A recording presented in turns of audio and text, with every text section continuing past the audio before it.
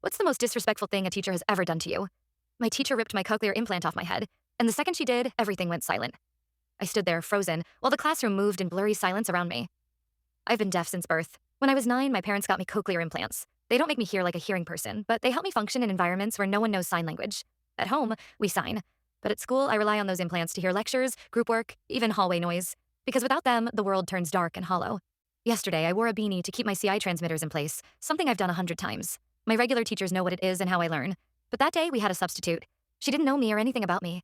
She saw something by my ears and assumed I was hiding headphones. She marched right over and told me to take them off or she'd write me up for breaking the rules. I stayed calm.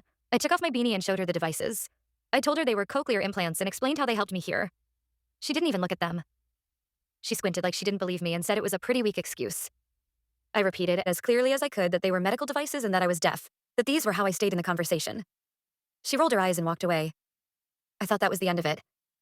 But a few minutes later, I felt movement behind me. Before I could even turn, she reached forward and yanked both implants off my head. And in that instant, I froze. My hearing was gone. My hands were shaking.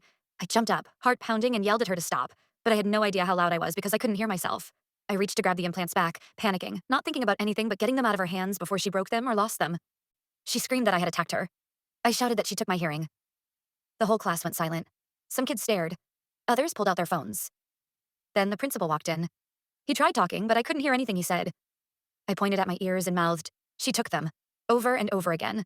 I was totally cut off from whatever story they were creating about me. Someone finally handed me my implants. I clipped them back on, but my hands were still trembling. The principal looked at me and said they'd deal with it appropriately. I thought that meant her, not me. But then he handed me a paper. I was suspended for escalating the situation and for physically grabbing a teacher.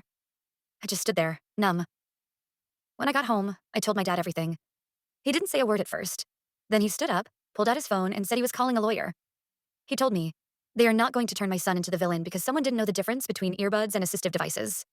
The school said the teacher would be placed on leave while they reviewed the incident. But my suspension stayed on the record. And the vice principal said I could avoid further penalties if I wrote an apology letter to the teacher.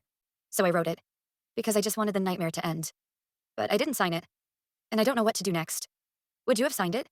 So I wrote it, because I just wanted the nightmare to end.